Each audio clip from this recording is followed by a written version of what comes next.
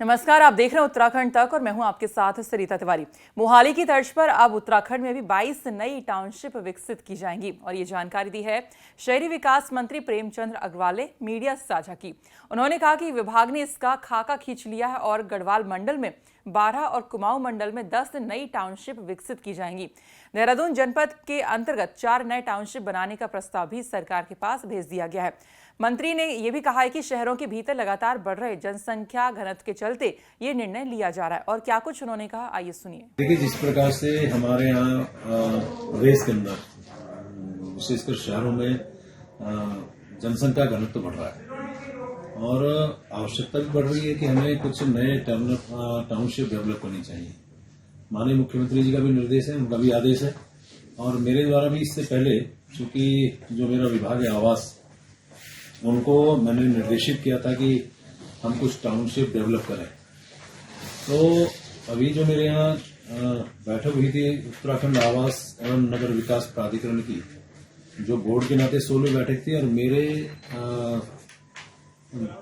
कार्यकाल की ये पहली बैठक थी और उसमें हम लोगों के द्वारा जो टीमें गठित की गई थी और जिन्होंने पूरे प्रदेश भर में निरीक्षण किया, इस नाते तो 22 टाउनशिप का उन्होंने क्षेत्र में चिन्हीकरण किया है। उसमें 10 कुमाऊं मंडल में है और 12 गढ़वाल मंडल में है। तो इसमें अभी ये है कि अभी ये चिन्हीकरण के बाद फिर एक मुख्य सचिव की अध्यक्षता में जो बैठक होगी, जिसमें सारी चीजों को की जानकारी दी जाएगी और उसके बाद फिर मेरे स्तर पे इस पर बातचीत होगी।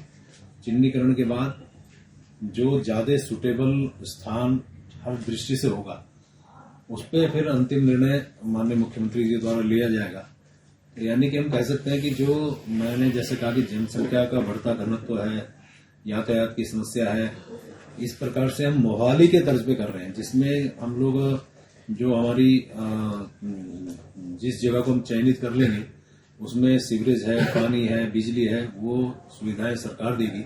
शेष पे फिर तय होगा कि वो किस प्रकार से उस स्थान को डेवलप किया। तो जो 22 टाउनशिप में चिन्हित किए जाएंगे वहां कई तरह की सुविधाएं होंगी, जैसे सड़क, बिजली, पानी, स्कूल, कॉलेज, अस्पताल, साथ साथ खेल के मैदान की सुविधा भी यहां पर होगी। मोहाली को जैसे सेक्टर्स में बांटा गया है, वैसे उत्तराखंड के शहरों को भी बताया जा रहा है कि सेक्टर्स में बांटा जा सकेगा और इसमें विशेष क्षेत्र जैसे IT कंपनी और कुछ रोजगार देने वाली कंपनियों के लिए यहां पर कुछ जगह दी जाएगी। सभी टाउनशिप की उत्तराखंड आवास एवं विकास परिषद निगरानी करेगा और वहीं 22 टाउनशिप की योजना पर पूर्व मुख्यमंत्री हरीश रावत ने पलटवार करते हुए कहा कि ये योजना की पहल तो अच्छी है, लेकिन अगर उसकी डिटेल में जाएं तो काफी गंभीर समस्याएं पैदा हो सकती हैं। 22 टाउनशिप को जो लोकेशंस है वहां पर्यावरण की समस्या पैदा हो सकती है और उत्तराखंड सरकार पर्यावरण के साथ खेल कर रही है। हरीश रावत ने यह भी कहा कि जब हम टी गार्डन को स्मार्ट सिटी प्रोजेक्ट में तब्दील करने के लिए प्रयास कर रहे थे तो यही भाजपा ने हमारी कांग्रेस सरकार पर हमला किया था और क्या कुछ कहा उन्होंने, आइए सुनिए।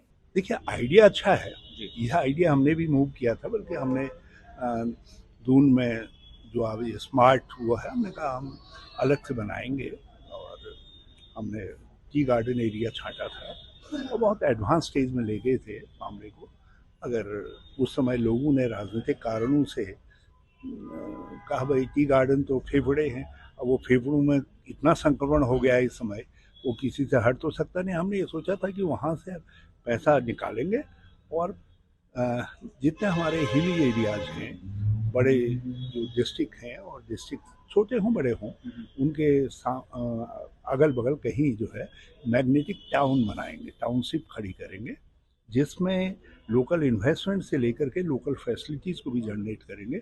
हमारा आइडिया ये था कि पलायन को रोकने में ये भी एक सक्षम कदम होगा। मुझे अच्छा लगा जब मैंने सामान्य तौर पर पढ़ा। जब मैं डिटेल में एक अखबार में छपा था कि कहाँ कहाँ बनाने जा रहे हैं, तो मेरी चिंता बढ़ गई, क्योंकि इससे न तो पलायन रोकने में मदद मिलेगी बल्कि पलायन बढ़ेगा। और दूसरी दिक्कत यह आएगी, जब मैदानी क्षेत्रों में आप कंक्रीट के नए जंगल खड़े करेंगे ईंट पत्थरों के, तो हवा और गर्म होगी, पहाड़ों से हवा टकराएगी और ज़्यादा बादल फटने की घटनाएं होंगी। तो इससे दैवीय आपदा भी बढ़ेगी और मानवीय आपदा भी बढ़ेगी। ये आइडिया इसलिए मैंने कल ट्वीट करके भी कहा है कि भाई सरकार इस पर ठीक से विचार करे। आइडिया एज सच ठीक है, मगर उसका डिटेल जो है वो जम नहीं रहा है। खैर अब देखना ये होगा कि कब तक ये नए शहर विकसित होते हैं और इससे लोगों को कितना लाभ मिल पाता है। देहरादून से हमारे सहयोगी अंकित शर्मा की रिपोर्ट। बाकी खबरों के लिए आप देखते रहिए उत्तराखंड तक। नमस्कार।